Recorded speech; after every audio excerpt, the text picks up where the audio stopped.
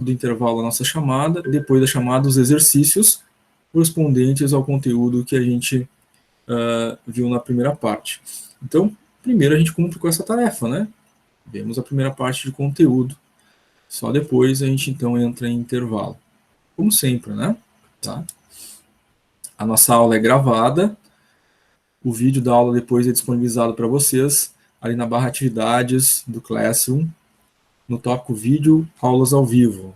Os slides utilizados durante a aula também, né? Ficam disponíveis para vocês ali também na barra atividades, no tópico slides das aulas. Todas as aulas anteriores já estão ali, né? Tanto os vídeos quanto os slides, para vocês baixarem, guardarem no computador de vocês, né, numa pastinha, enfim, para estudarem depois, rever o material, né? O material da disciplina de produção de materiais. No início de cada uma das aulas, eu sempre vou relembrar o calendário.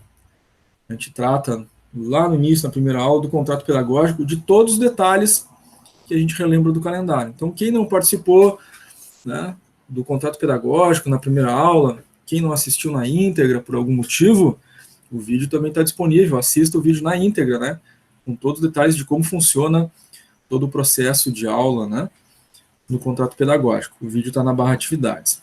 Mas no início de cada aula eu relembro, pelo mínimo, o nosso calendário. Então, rapidamente, na primeira semana, aula dia 20/4 e 22/4, né, nós tivemos terça e quinta-feira, aula 1 e 2. Correspondente a essa semana, aula 1 e 2, vocês têm lá a atividade avaliativa 1 no Moodle para fazer, vale 1 ponto, ela tem prazo que encerra, depois que encerrou o prazo não terá mais como fazer, então façam dentro do prazo. O prazo está no guia do aluno, aquele arquivo que mostramos lá no contrato pedagógico. Essa semana, semana 2, dia 27/4, a gente teve aula 3, hoje, 29/4, a gente vai ter a aula 4. Correspondente a essa semana, aula 3 e 4, vocês têm a atividade avaliativa 2 para fazer lá no Moodle, né? Lá dentro da semana 2 tem a avaliativa 2, vale 1 ponto, tem prazo para fazer, não percam prazo, né? O prazo está no guia do aluno. Semana que vem, aula terça e quinta, dia 4/5, 6/5, aula 5 e 6. Correspondente à semana 3, semana que vem, vocês têm atividade avaliativa 3 para fazer no Moodle, valendo 1 ponto também. Também tem prazo, o prazo está no guia do aluno. Na semana 4, dia 11/5 e 13/5, terça e quinta-feira, tem aula 7 e 8, e correspondente a essa semana 4, vocês têm atividade avaliativa 4 para fazer no Moodle, com peso 1 também, prazo no guia do aluno. Muita atenção a esses prazos aí para não perder as datas, né, das avaliativas. São 4 pontos. Para fechar a N1, temos o trabalho disciplinar, né, 6 pontos, vai fechar 10, né, na N1. O trabalho disciplinar é feito no Classroom, a entrega até dia 15/5, naquele formato, né, que a gente tratou lá no vídeo do contrato pedagógico, né, tem que abrir lá o Class, né, tem que abrir o arquivo, editar o arquivo lá e fazer a sua entrega por lá, né, conforme a gente combinou. No dia 18/5, a gente tem uma revisão final.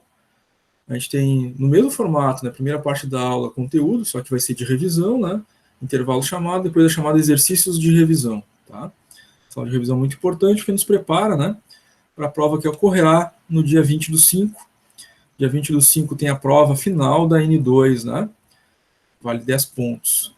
Nesse dia 20/5 não tem conexão ao vivo. 20/5 é só a prova. Vocês vão entrar no Class só para ler as instruções de prova e pegar o código dela. Vão pegar o código da prova, vão acessar o Moodle, ali abaixo da semana 1, 2, 3 e 4, vai estar lá a prova final aparecendo nesse dia, 20/5. Vão clicar nela, ela vai pedir o código, vocês vão inserir, e vão ter acesso à prova, então, que são 10 questões, né? Ao finalizar as 10 questões, salvar e enviar, ela já vai atualizar e vai dar que nota ficaram na N2. A média, portanto, vai ser a nota da N1 mais a nota da N2, dividido por 2. Tem que dar 6 no mínimo, porque 6 é a média mínima de aprovação, né? Se ficar abaixo de 6, aí pode substituir a menor nota, fazendo a prova de substituição, né? Prova de substituição, dia 5/6, 5 de junho, no Moodle. Essa não tem código, né? Ficou abaixo da média, nesse dia entra no Moodle, disciplina produção de materiais, abaixo da semana 1, 2, 3, 4 e da prova final, aparece lá a prova de substituição para vocês, tá? Então, espero que ninguém precise. Se acontecer, 5/6, acessa e faz a prova. Vão ser 10 questões, né? A prova de substituição, todo o conteúdo da disciplina. Substitui a menor nota entre a N1 e a N2. Então, fiquei com 8 na N1, fiquei com 2 na N2, né? Somado dá 10, dividido por 2 dá 5. Vai ficar abaixo da média. Vai substituir a menor nota, né? Se ficou com 8 na N1 e 2 na N2, vai substituir o 2, né? Precisaria tirar na substituição pelo menos 4, né? Para somar com 8 e dá 12, dividir por 2 dá 6, né? Nesse exemplo que a gente citou, tá? Então, sempre assim, tem que tirar a nota necessária, né? Para chegar na média final 6, tá? Claro que para aprovação ainda precisa de 75% de frequência, né? Então, tem que ter participado das aulas, né? Esse número de aulas que a gente tem aqui tem que ter participado de 75% delas, né? Participado da aula ao vivo, né? Respondido a chamada, feito os exercícios correspondentes a cada aula, tá? Muito bem. Alguma pergunta, alguma dúvida sobre o calendário?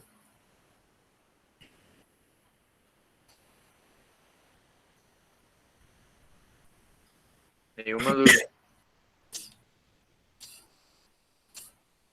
Legal, tranquilo. Muito bem. Vamos adiante, então, né? De calendário, nós já estamos sabendo, né? Ninguém tem dúvida, então vamos adiante. Começamos o nosso conteúdo de hoje, então, gente, com o tempo de reposição. A gente já teve uma prévia, né? A respeito do tempo de reposição na aula anterior, que quando a gente fez lá os cálculos de estoque máximo, estoque mínimo, e a gente simulou aqueles cálculos, né? Tinha uma tabela lá de um determinado material, e tinha uma coluna lá de tempo, né, de reposição, o tempo que o fornecedor leva, né, até entregar esse material, né, para a empresa, entre o tempo que ele foi solicitado, né, pela empresa, até que esse material chegue efetivamente na empresa. Esse é o tempo de reposição, tá? O tempo de reposição ele é importante para a nossa fórmula de ponto de pedido. Inclusive, né, esse tema, esse assunto, ponto de pedido, é né, os cálculos que vocês têm que fazer lá no trabalho disciplinar, né? No trabalho disciplinar tem duas atividades. A atividade 2 do trabalho lá é o ponto de pedido, tá? O ponto de pedido, ele determina a quantidade dos itens em estoque, que quando é atingido, né, faz com que a empresa precise repor aquele material. Então, o número que se encontra no ponto de pedido não é a quantidade a ser comprada, mas é o nível do estoque que, chegando até aquele nível, preciso repor esse material. Tá? Então, vamos imaginar o seguinte, nós temos lá 10 mil itens de um determinado material no estoque, e esse material vai sendo consumido, né, pelo processo produtivo. Então, tinha 10 mil, foi para 9, foi para 8, foi para 7, foi para 5, foi para 2. Digamos que o ponto de pedido desse material seja 2.000 peças. Quando atingir esse número, antes que acabe, né? Quando atingir essas 2.000 peças, o que acontece? Pede compra, né? Fornecedor repõe, dos 2.000 repõe, então volta a ter 10.000, então sempre vai ter, né, uma quantidade de material no estoque para evitar a quebra do fluxo produtivo, parada de produção, né? Quebra de atendimento no prazo dos clientes, né? Evitando que aqueles 5 objetivos da produção não sejam atingidos. Então, o ponto de pedido é um elemento importante da gestão dos estoques. É dado pela fórmula PP, ponto de pedido, igual, abre parênteses, aqui a letra C representa o consumo médio, vezes o tempo de reposição, que é o tempo do material até, né, chegar na empresa, fecha parênteses, mais o estoque de segurança, que é o estoque mínimo, né, que a gente já aprendeu a calcular na aula passada. Tá? Essa é a fórmula, então, do ponto de pedido.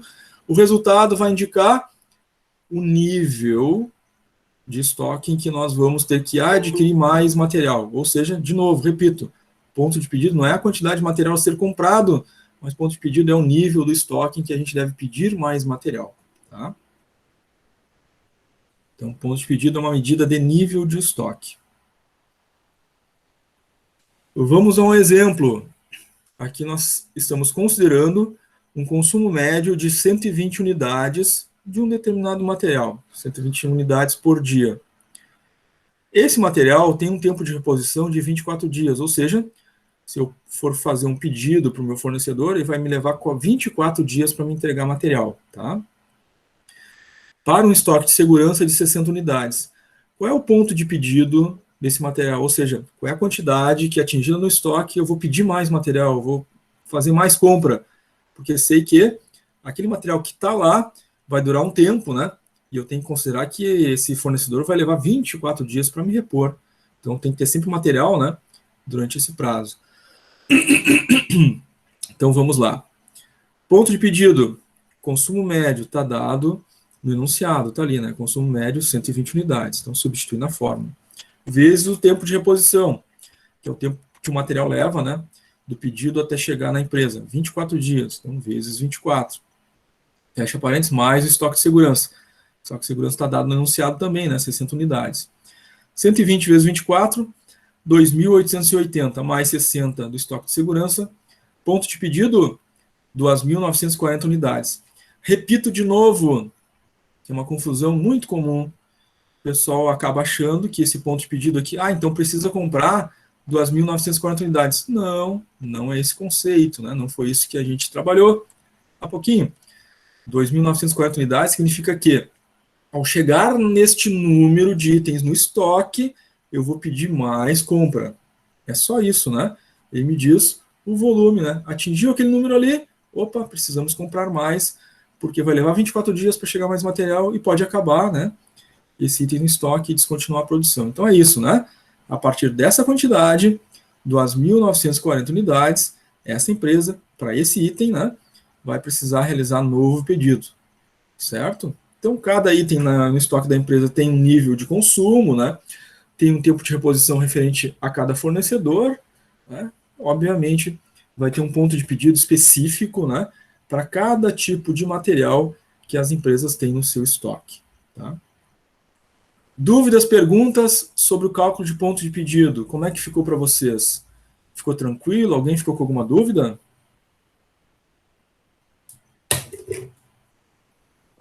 Tudo certo. Legal. O cálculo, em termos matemáticos, é simples, né? É uma multiplicação e uma soma, né? Matematicamente não tem maiores dificuldades, né? Só esse raciocínio que é importante, né? Essa lógica de que o número atingido não é a quantidade a ser comprada, mas é o nível de estoque que indica a necessidade de compra, né? Muito bem. Vamos mais um exemplo. Nesse exemplo, além do cálculo, né, tem o que significa o resultado. Então, pode ser, né, um tipo de questão que vocês possam enfrentar aí numa prova, né, numa substituição, numa avaliativa, né, em que lá nas alternativas, letra A, B, C e D, né, o ponto de pedido é 9.705 unidades e significa tal coisa, um texto complementar na resposta. Então, eu tenho que conhecer, além do cálculo, o significado do número para que eu consiga encontrar a resposta correta, né? Então, isso é muito importante também. Nesse exemplo é o caso, né? Também pede o cálculo de um ponto de pedido. No enunciado, né? É dado ali o consumo médio, o tempo de reposição e estoque de segurança. Substituindo na fórmula, consumo médio 345, vezes 28 o tempo de reposição, mais 45 a quantidade de estoque de segurança, chega a um ponto de pedido de 9.705 unidades. O que significa esse resultado? Isso é importante. Significa que é a partir dessa quantidade que a empresa vai precisar repor o seu estoque, né, vai renovar os pedidos para esse material. Tá? Então, muita atenção em relação a esse significado. Nós podemos encontrar lá, por exemplo, 4 alternativas com esse mesmo número, vírgula e a interpretação do lado. Interpretações corretas e incorretas, e a gente tem que saber entender o que significa esse número, conforme a gente tratou. Tá? Muito bem. O próximo conteúdo é gráfico dente de serra. Ele tem esse nome, né, porque parece uma serra, né, o gráfico resultante das variações de entrada, né, e consumo de estoque. Por isso tem esse nome, esse gráfico, né. Esse gráfico vai permitir, então, uma visualização, né, e uma análise das movimentações que ocorreram no estoque, né, num período de tempo transcorrido. Tá? Então, a gente verifica aí o nível de estoque, o momento que aconteceu a entrada, né, a reposição do estoque, o momento que aconteceu a saída, o consumo dos itens. Existem 3, né, modelos utilizados justamente para identificar, né, diferentes tipos de consumo que se verifica através dos gráficos. Então vamos ver cada um. Nós temos 3 tipos: o gráfico de reposição imediata e consumo gradativo, o gráfico de reposição gradativa e consumo gradativo, e o gráfico de reposição gradativa e consumo imediato. Tá? Cada gráfico, então, determina, né, visualmente o que está acontecendo com esse estoque. Tá? Então vamos ao primeiro deles: reposição imediata e consumo gradativo. Tá? Então a empresa adquire de uma única vez todo o lote de reposição, o que faz com que no gráfico, vocês vão notar que nessa linha azul, né, o gráfico da reposição, a linha de reposição, ela é vertical. Né? Como a reposição é de uma única vez, né, ela é imediata, o estoque que estava num nível mais baixo imediatamente vai para um nível maior, porque a compra é feita de uma única vez e a reposição, então, a chegada do material chega naquele momento, né, alvo, todo de uma vez só. Faz com que o gráfico seja totalmente vertical na reposição. Tá? Mas a característica do material, como consta aqui nesse exemplo, né, pode ser gradativo. Então, eu enchi todo o estoque desse material, está lá, tem o máximo desse material que eu preciso no meu estoque. Né? Eu vou consumindo ao longo do tempo, ao longo dos dias ou dos meses, por exemplo. E aí, o gráfico, né, a linha do consumo, então, ela é inclinada, né, ao longo do tempo. Vou consumindo o material, né, o nível vai diminuindo, né, e o gráfico, então, vai ficando com essa inclinação que a gente vê. Então, no gráfico, reposição imediata, consumo gradativo, a reposição é imediata, por isso o gráfico fica vertical, né, naquele tempo em que aconteceu a reposição. Depois, na soma de tempos consecutivos, dias, semanas, meses, o material vai sendo consumido e o gráfico fica inclinado, né, durante o consumo. Então, essa é a característica, né, determinada por esse gráfico: reposição imediata, consumo gradativo. A reposição acontece de uma única vez, de todo o material necessário, de todo aquele item necessário, e depois o consumo vai se dando ao longo do tempo, né, conforme a produção vai ocorrendo. O segundo exemplo, né, o nosso segundo gráfico, é a reposição gradativa e consumo gradativo. Tá? Então, diferente do anterior, né, a reposição não se dá em uma única vez, né, num único momento. Essa reposição se dá ao longo de vários dias, semanas ou até mesmo meses. Né? Então, é isso que a gente verifica no gráfico na linha vermelha. Ao longo do tempo, os materiais vão sendo comprados e vão, então, entrando no estoque. E o nível de estoque vai aumentando, né, para esse material até chegar no seu nível máximo. O consumo se dá de forma gradativa, então, da mesma forma, né, ao longo do tempo, o material vai sendo consumido pela produção e o nível de estoque vai diminuindo até chegar ao seu nível mínimo e começa a ser novamente reposto, né, o material começa a ser novamente comprado e o nível de estoque vai aumentando. Por isso, esse gráfico, né, tem essa característica: a reposição é inclinada, né, subindo os níveis de estoque, depois o gráfico é inclinado, descendo o nível de estoque, né, diminuindo a quantidade dos materiais conforme são consumidos. Essa característica do gráfico da reposição que se dá de forma gradativa e o consumo que se dá de forma gradativa. Sempre que a gente está repondo gradativamente, o gráfico está inclinado, né, para cima, subindo a quantidade do material. Sempre que está sendo consumido, né, o material está diminuindo e o gráfico, então, é inclinado para baixo, diminuindo as quantidades desse material no estoque. E o terceiro e último tipo de gráfico, dente de serra, é o de reposição gradativa e consumo imediato.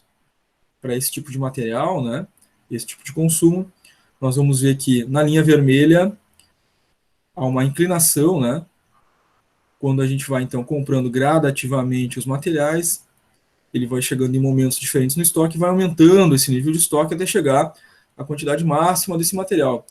Mas existe um momento, né, do processo produtivo que caracteriza alguns tipos de produção que o material é todo consumido, né, em uma única vez. Então a gente vê ali o consumo imediato, né, ou seja, o material vai ao valor mínimo do estoque naquele momento do consumo, tá? Então esse é o terceiro gráfico, reposição gradativa e consumo imediato. Nesses três diferentes tipos de consumo, gente, de material e os gráficos correspondentes. Ficou claro? Alguém ficou com alguma dúvida? Querem fazer alguma pergunta?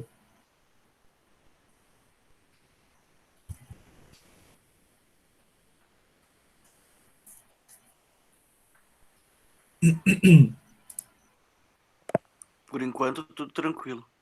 Certo, obrigado. O Marcos Felipe colocou, ficou claro ali no chat. O Felipe, tudo certo. O Eduardo colocou de boa ali no chat. A Bruna colocou que para ela tá tranquilo. Muito bem, gente. Sempre vou perguntar, né, para vocês se está tranquilo, porque se vocês não derem um retorno, eu fico preocupado, né? Será que alguém está com dúvida? Será que alguém está com vergonha de perguntar? Então, de vez em quando eu vou parar para dar uma perguntada, né? Ver se as coisas estão tão tranquilas, tá? A participação de vocês é sempre bem-vinda, né? Tendo uma dúvida, uma pergunta, participem pelo chat ou ao vivo habilitando o microfone.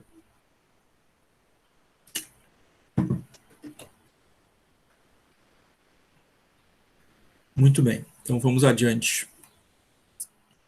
O nosso próximo tópico aí da aula de hoje é o MRP, que é o planejamento da necessidade de materiais, tá?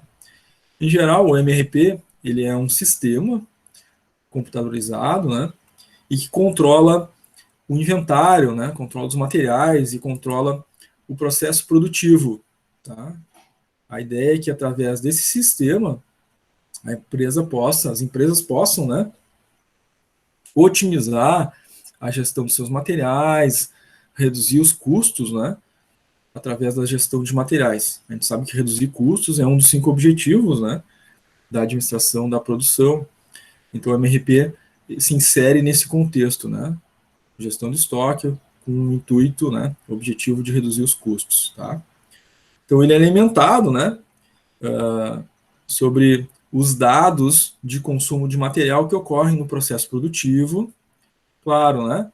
Ele é configurado também a partir dos valores correspondentes, né, a estoque mínimo e estoque máximo de cada item nesse estoque, porque esse deve controlar esses níveis para que a empresa, ao mesmo tempo, né, não tenha descontinuidade, a gente não tem um valor de itens em estoque abaixo do mínimo, e também faz o controle dos máximos para que a gente tenha esse controle de custo, né? Então, ele dá sempre uma segurança, no sentido de que não haja descontinuidade do processo produtivo, uma segurança, e busca uma segurança também financeira, a fim de que a empresa não tenha alocado em estoque um recurso financeiro além do necessário. Tá? A fórmula básica, né, para o cálculo, né, de MRP é a previsão de vendas, né, aquela projeção que as empresas fazem, né? Tem uma previsão de vender lá 5 mil itens, né, daquele produto no mês. A empresa vai produzir 5 mil itens, do nosso exemplo? Depende, né? Que ela tem que diminuir, subtrair a quantidade de itens que ela já tem daquele produto no estoque. Então, essa, claro, né, é uma lógica básica. Chegou o pedido de 5 mil itens num determinado produto, vamos ver quantos já tem em estoque, né? Dos 5 mil itens já temos lá 2 mil em estoque. Então, quantos precisa produzir? 3 mil para atender aquele pedido, por exemplo. Né? A partir disso se faz o programa de produção, né? Se programa a produção, não para produzir os 5 mil do pedido, mas para produzir os 3 mil, né, que vão completar o pedido. Aquele produto, né, tem uma série de itens que o compõem, né? E aí precisa gerar a lista de materiais. Então, quantos materiais serão necessários? Né? A gente vai multiplicar a quantidade de produtos a serem produzidos pelo número de itens que vão neste mesmo produto, né? Vezes a quantidade desses itens utilizados por cada produto. Então, no produto eu posso ter lá, né, um item que vai 4 vezes naquele produto, um item que vai 2 vezes, um item que vai 1 vez. A gente faz essa multiplicação e tem, no final, a necessidade de materiais de cada item na quantidade adequada para produzir esses produtos solicitados. Tá? Nós temos uma fórmula básica para chegar na necessidade de produção, uma fórmula mais simplificada, que é a necessidade de produção igual a nossa projeção de vendas menos os produtos acabados, para chegar apenas na necessidade a ser produzida. Tá? Então, aquela lógica inicial ali, né? Recebi um pedido, 5.000 peças. Já tenho no estoque 2.000. 5.000 menos 2.000, vou produzir 3.000. É a necessidade de produção aqui nesse exemplo. Tá? Então, NP, necessidade de produção. O PV é a projeção de vendas aqui nesse caso. Tá? Seria o nosso pedido.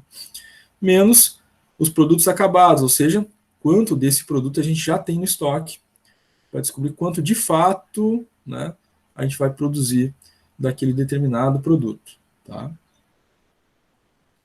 Então vamos a um exemplo, um exercício aqui, cujo enunciado determina que a empresa projetou uma venda de 8.420 unidades de um determinado produto. Ela possui, né, no estoque já produtos acabados desse mesmo item, na quantidade de 3.950. Então, ela tem um pedido de 8.420, mas já tem no estoque pronto, né, 3.950. Quanto ela vai precisar produzir de fato? Um cálculo simples, né, uma subtração. Vai ser aquilo que foi projetado de venda, né, 8.420 menos aquilo que já tem pronto, né, os 3.950. Então, de fato, vai precisar produzir para completar esse pedido 4.470 unidades. Né? A matemática é simples, né? O raciocínio também é bem tranquilo. Né? Necessidade de produção, então, vai ser sempre, né, aquilo que se projeta vender, os pedidos, menos aquilo que já se tem pronto, né, os produtos acabados. Tá? Vamos entrar agora, gente, nos métodos de avaliação de estoque. Esses métodos de avaliação de estoque são 4. A gente tem o método de avaliação pelo custo médio, a gente tem o método de avaliação PEPS, a gente tem o método de avaliação UEPS e o método de avaliação por custo de reposição. Tá? Inclusive, um desses métodos, né, é conteúdo do trabalho disciplinar de vocês. Né? Tem uma tabelinha lá, que é a primeira atividade, né, do trabalho disciplinar, que é o cálculo do método PEPS. Tá? Avaliação do estoque pelo método PEPS. Então, fiquem bastante atentos, né, à compreensão de todos os métodos, mas, em especial, né, ao método PEPS, que é um dos métodos, né, que nós vamos precisar para realizar o trabalho disciplinar. Claro que todos os demais são importantes, vão estar presentes, eventualmente, né, numa atividade avaliativa, numa prova, né, numa substituição, certo? Reforço, a participação de vocês é muito importante. Se ficarem com dúvida, né, participem. Cliquem ali no levantar a mão, né, quem quiser falar, pedir a palavra. Também participem pelo chat, mandando perguntas e dúvidas pelo chat. Tá? A participação de vocês é muito importante. Se durante algum cálculo, algum raciocínio não ficou claro, não ficou entendido, tem que perguntar, né, gente? Senão a gente não vai saber se vocês estão com dúvida, e daqui a pouco vão lá fazer uma avaliativa, vão fazer uma prova, mas não perguntaram na aula. E vocês vão enfrentar essa dificuldade. Então, aproveitem um momento de aula, um momento que é ao vivo, né, para vocês fazerem as dúvidas e as perguntas de vocês, tá? Muito bem. Vamos ao primeiro método, então. A gente já viu antes, né, na aula anterior, a ficha de estoque, né? Ela pode ser tanto pelo meio eletrônico, quanto ela pode ser pelo meio físico, né? Mas a grande maioria das empresas, mesmo pequenas, né, já usa, de fato, meio eletrônico, né? Ficha de estoque, tá? Ela vai trazer algumas informações de movimentação do estoque. Essa movimentação é que se enquadra nesses 4 possíveis métodos de avaliação do estoque. Então, a gente sempre vai ter um saldo físico e financeiro de estoque. O saldo físico vai me mostrar qual é a quantidade que eu tenho daquele material no estoque, e quanto representa financeiramente aquele material no estoque. Claro que é uma lógica, né, que todos já sabem, porque o material foi adquirido, foi comprado, foi gasto um valor financeiro, né, nesse material. Então ele está lá, tem um parafuso no estoque, e o parafuso tem um valor financeiro, né, e essa avaliação financeira é importante para o controle da empresa, né. Por isso os diferentes métodos para controle. O primeiro deles, a avaliação do estoque pelo custo médio, tá? Então, vai ser o custo médio dos materiais que foram adquiridos ao longo do período, que vai determinar, quando esse material sair do estoque, qual é o valor, né, que a gente vai utilizar para valorizar, para determinar o custo desse material que está saindo do estoque. Então, vai ser o valor médio das compras, né, realizadas naquele período. Tá? E a gente vai ver passo a passo como esse cálculo é feito. Importante aqui que o reflexo do custo médio na avaliação financeira do estoque, né, faz com que no longo prazo os custos dos materiais sejam os custos reais, mais aproximados do mercado. Tá? Então temos aqui um exemplo completo e a gente vai ver passo a passo, né, de onde saíram esses valores, como se chegou nesses valores da tabela. Tá? Mas essa tabela aqui é a nossa ficha, né, de estoque. Vejam, eu tenho aqui uma coluna de entradas, né, são os materiais entrando, as quantidades que entraram, no valor que entrou, né. Eu tenho as saídas, né, quantidade que saiu, o valor utilizado para calcular o valor da saída. Eu vou ter os saldos, né, de quantidade e de valor financeiro. Isso para todos os métodos, né, vai ter entrada, saída e saldo. Entrada, saída e saldo. É a nossa ficha de controle de estoque. Tá? Bom, vamos ver o exemplo para esse método custo médio. Nós temos 3 movimentações de estoque para esse determinado item nesse estoque. Temos ali letra A, letra B e letra C. Ou seja, aconteceram 3 eventos. Tá? Letra A, evento 1, letra B, evento 2, e letra C, evento 3. Foram 3 eventos. No dia 5 de abril, houve uma compra.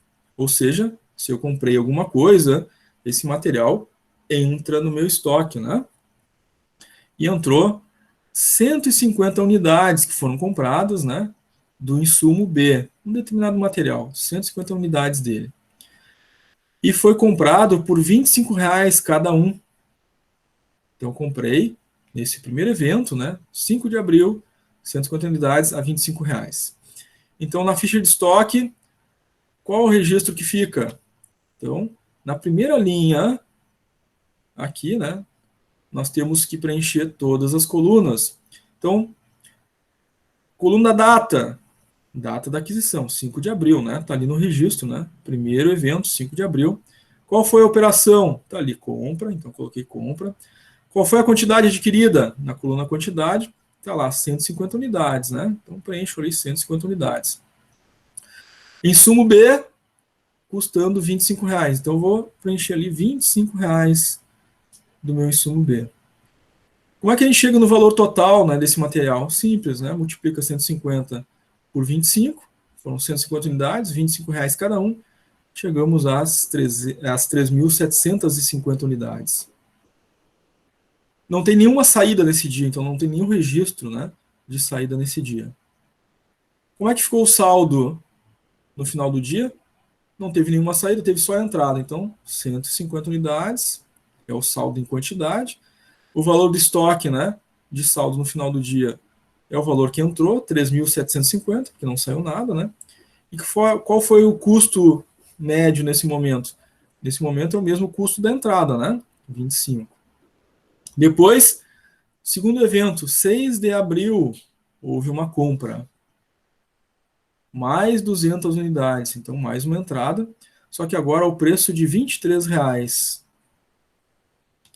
Então, segunda linha, coluna data, 6 de abril, compra 200 unidades a R$23. 200 vezes 23 representou um gasto, um custo, né, de R$4.600. Então, tem R$4.600 a mais em estoque agora, correspondente a essa compra, né, essas 200 unidades. Quanto tem em estoque? Os 150 da primeira compra, mais os 200 da segunda compra, tem 350 em estoque. Financeiramente, tinha 3.750, entrou com mais 4.600, 8.350 em estoque. Agora o custo médio, né, vai ser registrado aqui. Por que custo médio, né? Porque agora eu tenho uma entrada a R$ 25 e uma entrada a R$ 23. Então eu preciso fazer o custo médio. Fazendo o custo médio, nós chegamos a R$ 23,86, né? A média entre 23 e 25. No terceiro evento, nós temos, letra C, 6 de abril, uma remessa, uma saída de material desse estoque, no valor de 80 unidades para a produção. Então, dia 6 de abril, registramos uma remessa, uma saída. Nas entradas, nada é registrado, porque é uma saída, né? Então não tem entrada a registrar. Então vou registrar lá nas saídas. Quantidade de saída, está saindo 80. Qual o custo utilizado para a saída? Utilizo 25, utilizo 23, que foi o preço da compra? Não, né? No método do custo médio, eu uso o valor do custo médio, que é a média entre o 23 e o 25, né? Calculada ali, 23,86. Então está saindo a 23,86, porque o método é o custo médio. 80 vezes 23,86. O valor financeiro dessa saída, das 80 peças, é 1.908,80. Qual é o saldo que fica? Tinha 350 peças, saiu 80, ficou 270. Financeiramente tinha 8.350, saiu 1.908,80, ficou 6.441,20. Permanece o custo médio 23,86, até que haja, né? Até que ocorram novas entradas para cálculo de um novo custo médio. Tá? Então vamos lá. O passo a passo de novo, agora mostrando, né, na tela aí o cálculo de forma expressa. Como é que a gente chegou nesse saldo de 350 peças? Foi as duas entradas, né? Entrou 150 peças, depois entrou 200 peças. Então o saldo das entradas, né, registradas ficou em 350. Tá? Daí que veio esses 350 peças aqui, da soma das duas entradas. Como é que a gente chegou, né, a um saldo de R$ 8.350 da soma do valor financeiro das duas entradas, né? Teve uma entrada que representou 3.750 e outra entrada que representou R$ 4.600, né? Somando as duas, então a gente ficou com um saldo, né, dessas duas entradas, um saldo financeiro no estoque de R$ 8.350, correspondente a 150 peças a 25 e as 200 peças a R$ 23. Depois a gente calculou o custo médio. Como é que a gente chega nesse custo médio? Tá? Tem duas formas de fazer, é claro, né?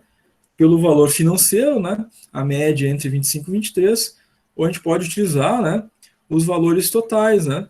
Somando ali a 150 mais 200 peças, 350 peças, somando também, né, o valor financeiro, né, do 3.750 mais 4.600, ou seja, está totalizado, né, tanto peças que entraram a 25 quanto entraram a 23, a gente faz a média.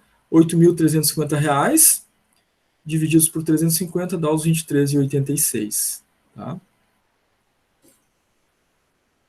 Próximo passo, o registro da saída. Custo médio, a gente faz a saída pelo valor do custo médio que foi calculado.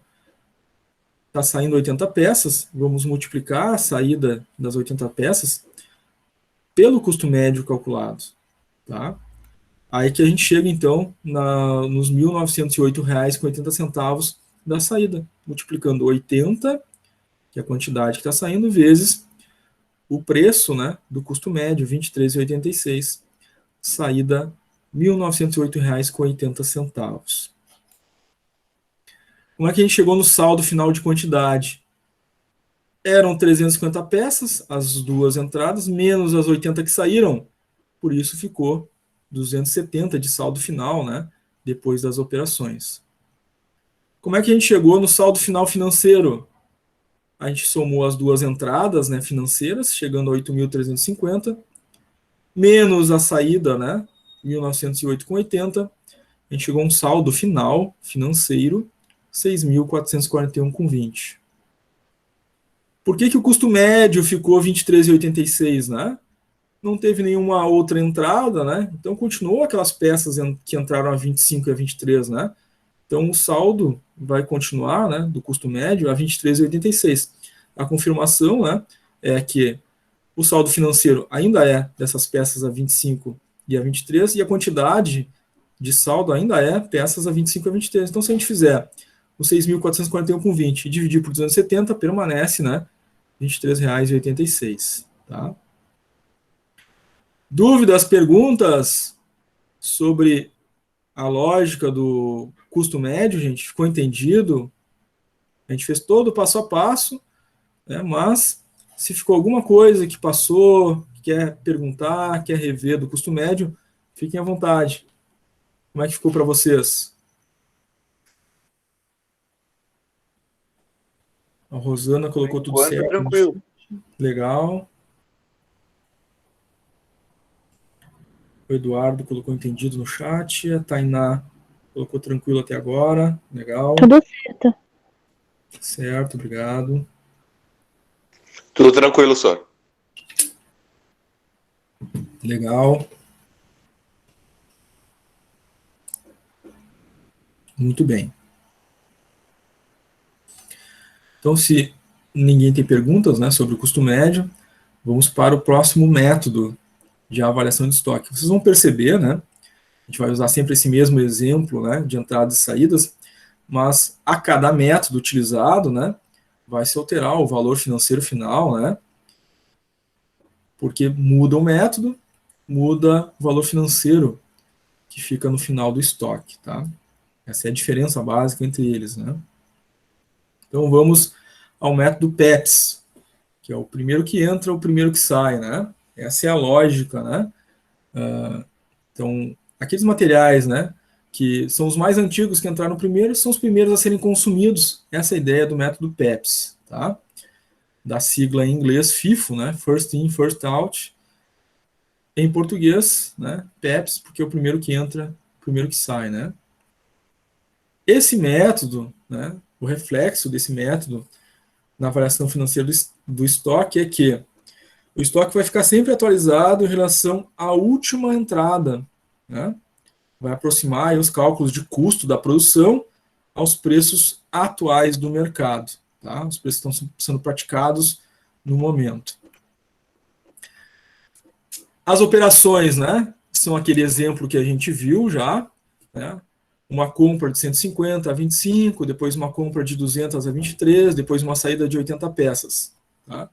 Só que, agora, pelo método PEPS, né, obviamente, né, vai se alterar, então, a saída, né, e o saldo, tá?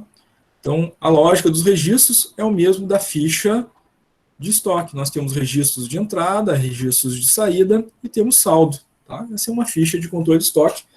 O método utilizado é que altera, né, como vai ser feita a saída, né, o valor da saída, melhor dizendo, e o saldo financeiro que nós vamos obter, tá? Então, vamos lá. 3 eventos. Evento 1, compra 150. Evento 2, compra 200 peças. E evento C, saída de 80 peças. Então, já conhecemos, né, o primeiro evento. 5 de abril, compra 150 peças a 25. Saldo inicial, R$ 3.750, representando essas 150 peças. Depois, uma compra de 200 peças a R$ 23. 200 vezes 23, R$ 4.600. Então, na entrada nada se altera, né? O saldo, a primeira entrada 150 peças, 3.750. A segunda entrada, então, mais 200 peças, 150 mais 200, 350 peças de saldo. R$ 3.750 mais 4.600 que entrou, R$ 8.350. Até aí tudo tranquilo, nada se altera. Agora, né, pelo método PEPS, vai alterar o que, né? A saída. Porque agora a saída é feita pelo primeiro que entrou, né? Primeiro que entra, primeiro que sai. Então, quando a gente vai fazer o cálculo da saída das 80 peças, qual é o custo unitário que a gente vai usar? É o custo da primeira entrada. Método PEPS, primeiro que entra, primeiro que sai. As primeiras peças que entraram, 150, entraram a R$ 25. Então, quando a gente faz o registro da saída, a gente faz a saída a R$ 25. Estamos fazendo uma saída de 80 peças, né? Então, está dentro da quantidade, das peças a 25? Tá, então eu vou fazer saída a 25. Enquanto houver peças a R$25, eu vou fazendo saídas a R$25, até que termine, né, aquelas 150 peças. Aí eu vou para o próximo, né, que seria peças a 23, tá? Então, como ainda tem peças a 25, sai 80 peças a 25. 80 vezes 25, o valor financeiro dessa saída são R$2.000. Como é que fica o saldo? Tinha 350, saiu 80, ficou 270 peças. A alteração agora ocorre, né, no valor do saldo. Tínhamos R$8.350 das entradas, agora a saída por esse novo método é uma saída de R$2.000. Então, menos R$2.000, fica R$6.350 de valor financeiro em estoque. Tá? Então, a gente já percebe a diferença, né, entre o custo médio e o método PEPS, né? No custo médio, a saída era pelo valor do custo médio, né? O que alterava lá o saldo. Agora, pelo primeiro que entrou, o valor é outro, né? Na saída aqui e no saldo calculado do método PEPS. Esse método PEPS é aquele método, né, que pede lá no trabalho disciplinar de vocês, tá? Vamos ver de novo aqui esse passo a passo, tá? Como é que a gente chegou naquele saldo final lá de R$8.350 por causa das duas entradas, né? 150 vezes 25, 3.750, 200 vezes 23, R$4.600. Somou os dois, ficou um saldo de R$8.350, que é a soma financeira das duas entradas, né? Como é que a gente chegou nessa saída aqui, R$2.000, né? Está saindo 80 peças e a gente está fazendo a saída pelo método que está sendo utilizado, que é o método PEPS. Então, é o custo da primeira entrada, primeiro que entra, o primeiro que sai. Entrou as primeiras peças a 25, então está saindo primeiro, né, essas peças que têm a R$25. Então, por isso, 80 vezes 25, R$2.000. É o valor da saída, o valor financeiro. O saldo final financeiro, os 8.350 das entradas, menos os 2.000 da saída, ficou R$6.350 na saída do método PEPS. Esse método, gente, como é que ficou para vocês? Alguma pergunta, alguma dúvida? Ficou tranquilo? Vai dar para fazer o trabalho lá tranquilo, com essa explicação?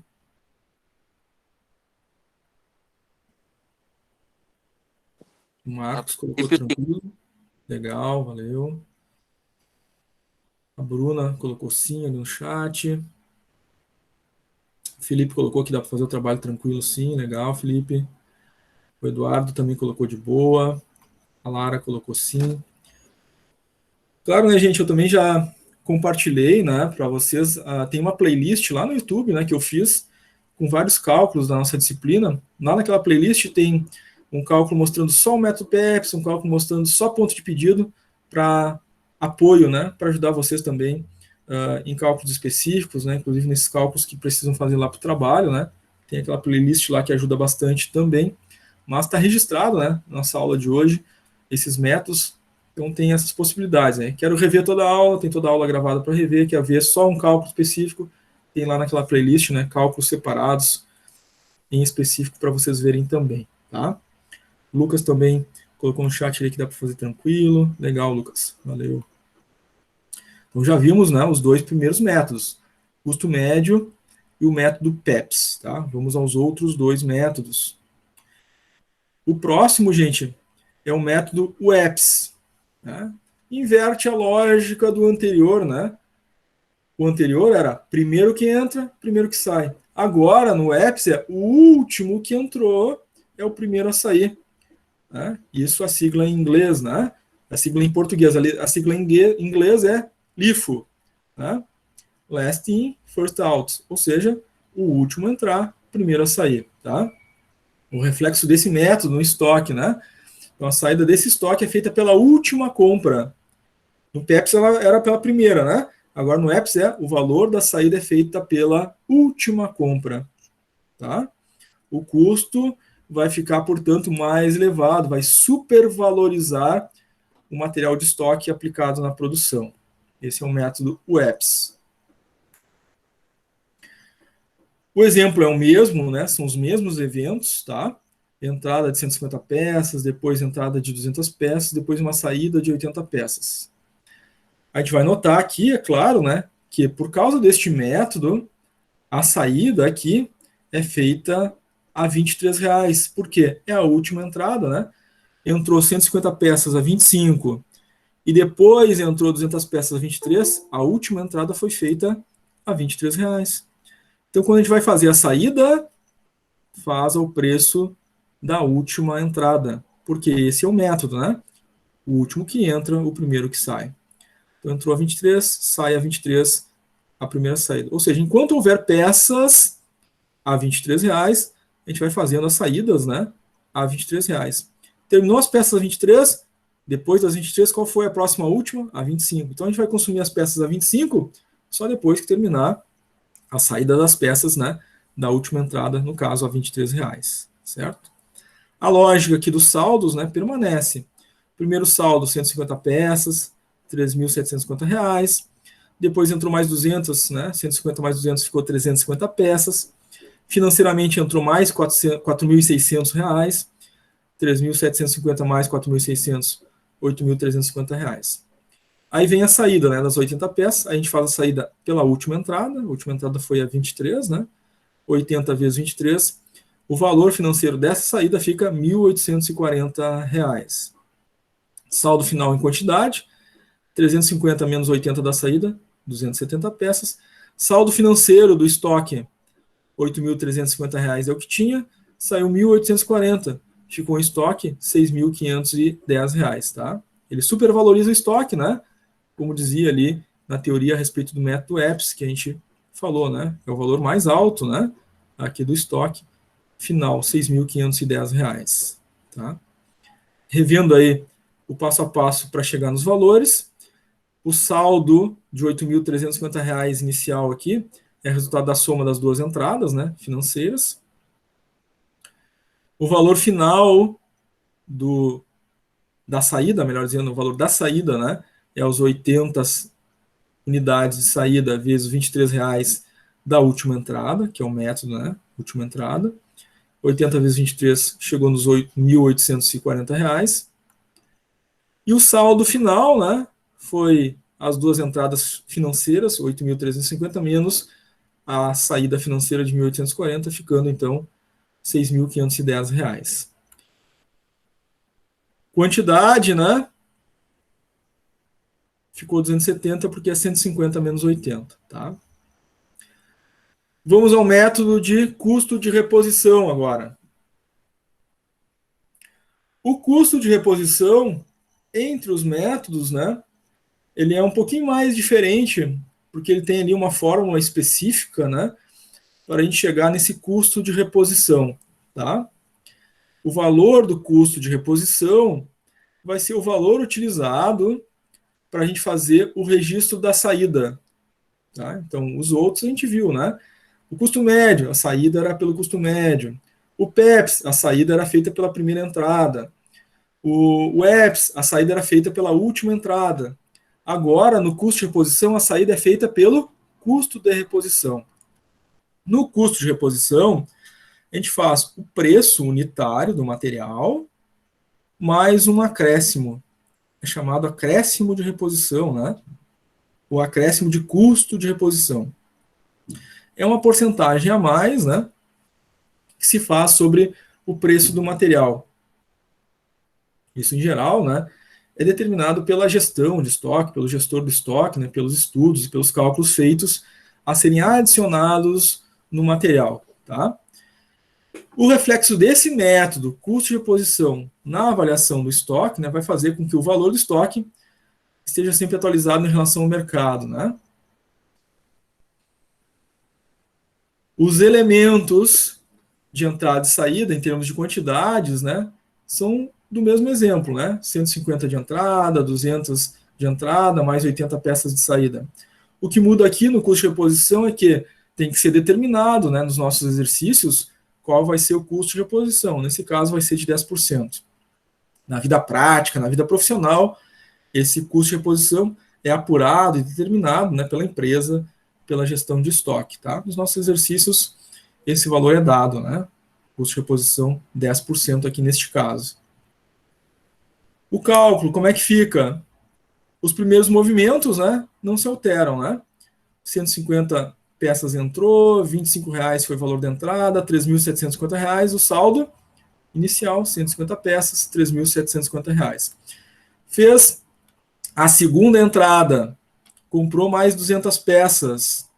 Então entrou 200 peças, entrou a R$ 23, o valor da entrada, né, financeira, 200 vezes 23, R$ 4.600. A quantidade de entrada, 150 peças, mais as 200 peças que entraram, 350 peças. Agora, nesse método de custo de reposição, a gente já altera aqui, né? Qual vai ser o preço unitário desses materiais, tá? Pelo custo de reposição. Para apurar, né? Quanto é que vai ficar o estoque agora, no momento em que aconteceu uma reposição. Então, toda vez que acontecer uma reposição de estoque, a gente vai calcular o custo de reposição, que foi o que aconteceu, né?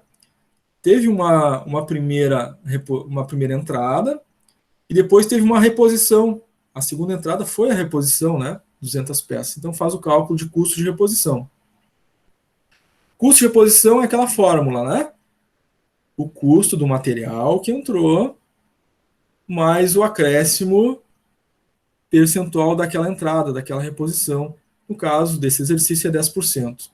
Então, qual é o custo de entrada? 23. Não está lá na fórmula, né? O custo 23 mais os 10%.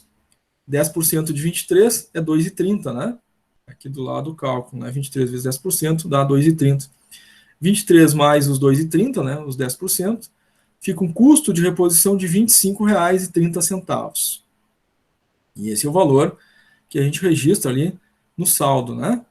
R$ 25,30. A gente vai multiplicar o valor total do estoque, né, em quantidade, as 150 peças mais as 200 que entraram de reposição, 350 vezes o custo de reposição, 25,30, e vai encontrar, né, um estoque de R$ 8.855, tá?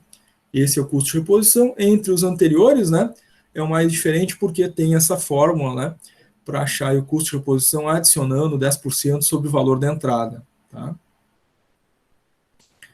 Então, o valor final, né, do saldo da entrada ficou R$ 8.855, porque a gente multiplicou, né, a quantidade, 350 peças, somadas as duas entradas, por R$ 25,30, que é o custo de reposição. Tá? O próximo passo é aquela saída, né? Saída de 80 peças, remessa para a produção. Né? Então, está saindo do estoque agora 80. A saída é feita pelo custo de reposição, R$ 25,30. 80 peças saindo, a R$ 25,30, que é o custo de reposição. A saída, então, fica no valor de R$ 2.024. Nós tínhamos lá 350 peças, saiu 80. Ficou 270 peças, né? O custo de reposição é R$ 25,30. Tá? Então, registra de novo aqui o custo de reposição, R$ 25,30. Tinha R$ 8.855 no estoque, né? A gente fez o cálculo ali pelo novo custo de reposição. Menos a saída, por esse mesmo custo de reposição, de R$ 2.024.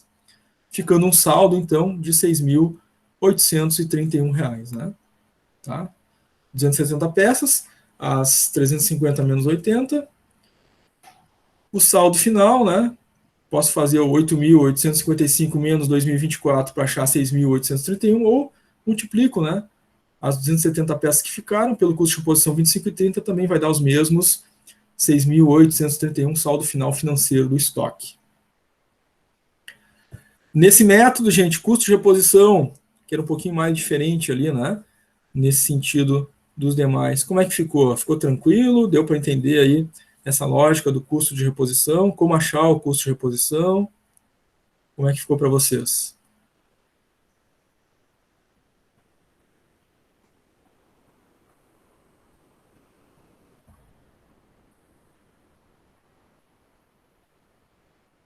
Todo mundo... Para mim ficou tranquilo. É na hora de fazer que a gente confunde um pouco, mas para mim ficou bem tranquilo. Legal, legal, obrigado. Gleiciele colocou no chat ali tudo ok. O Felipe colocou, está dando para entender bem. O Eduardo colocou, aparenta ser um pouco mais complicado, mas entendeu. Legal, Eduardo. Só tem esse detalhezinho, né, do custo de reposição. A Gleiciele, é verdade, na hora de fazer, né, que se vê. Isso, na hora de fazer é o desafio, né, Gleiciele? Muito bem. Claro, né, depois a gente vai ter aquele segundo momento da aula, né?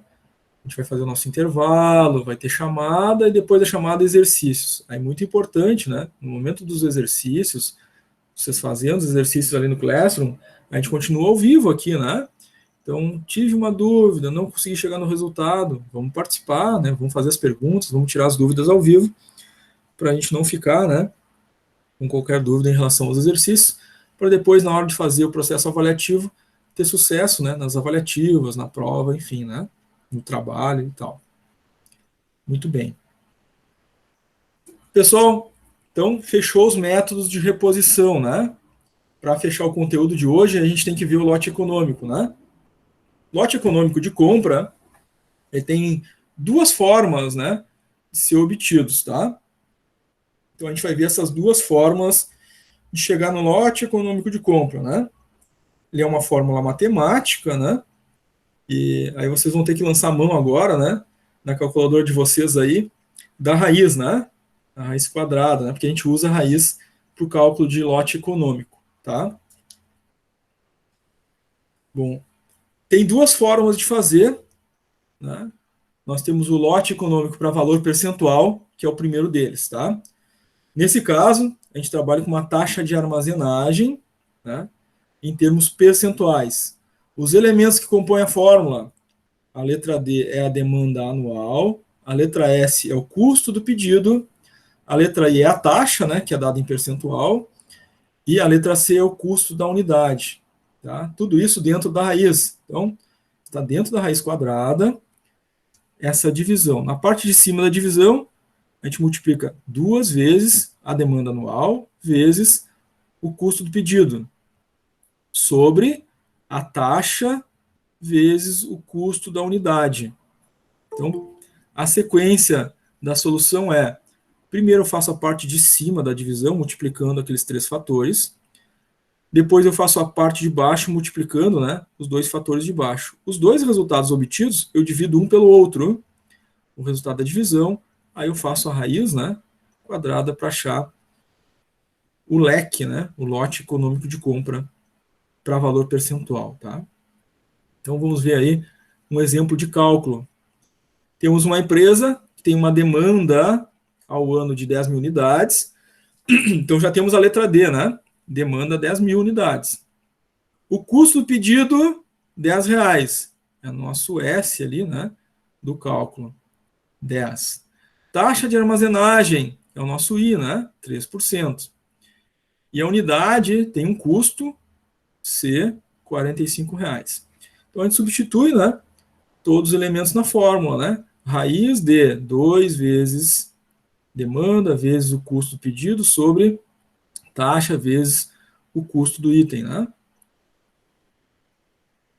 Põe na fórmula raiz 2 vezes 10 mil unidades vezes 10 o custo pedido sobre a taxa, que é 3%, vezes R$45, que é o custo da unidade. Primeiro resolve a parte de cima da divisão, né? 2 vezes 10 vezes 10, deu 200 mil. Sobre 3% de 45, 1,3. 200 mil divididos por 1,3, tá? Nós vamos encontrar aí 153.846. Faz a raiz quadrada desse valor e a gente vai usar ali, vai encontrar, né? 392 é a quantidade de lote econômico de compra. Tá? Tranquilo isso, gente? Leque para valor percentual, lote econômico de compra, nesse caso, 392 unidades. É um valor arredondado, né? Ali, vocês vão perceber que eventualmente vai dar número com vírgula, né?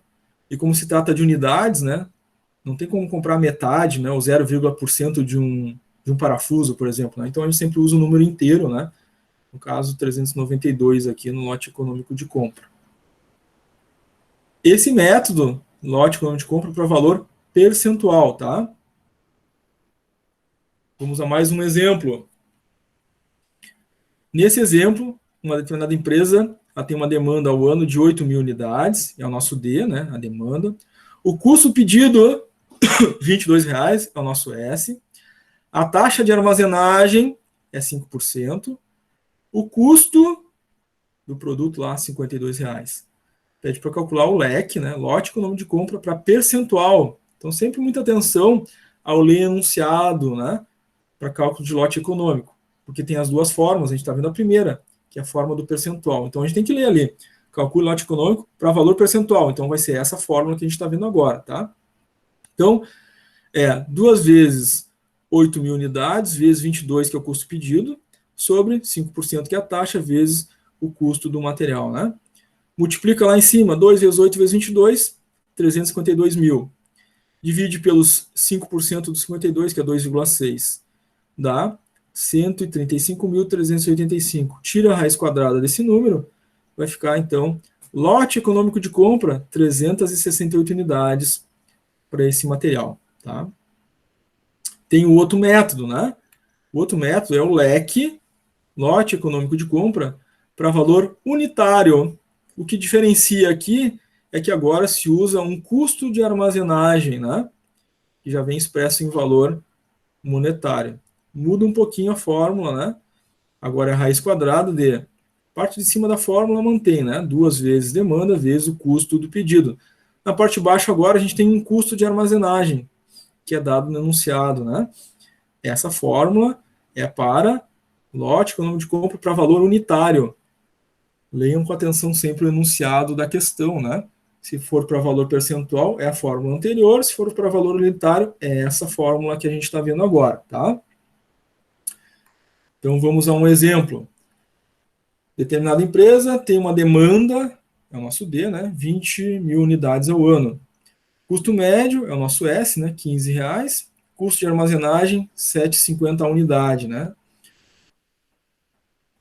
Na fórmula, substituímos, então, 2 vezes demanda vezes custo. Então, é 2 vezes 20.000 vezes 15 sobre o custo de armazenagem, que é 7,5.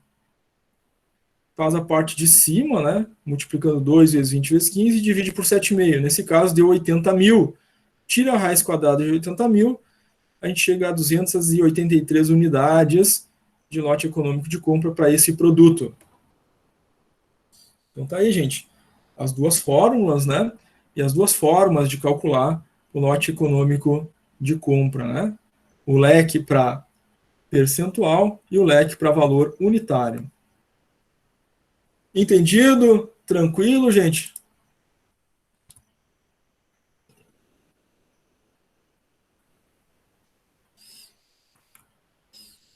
Muito bem, a Luísa colocou sim. Flor, deixa eu te fazer uma pergunta. Fala. Vocês, professores, já têm mais ou menos uma noção se as aulas presenciais vão voltar? Não temos noção nenhuma ainda, né? Não temos nem ideia, nada foi comunicado ainda. Acredito que estão todas as escolas esperando, né, essa situação do decreto aí, né? E Sim.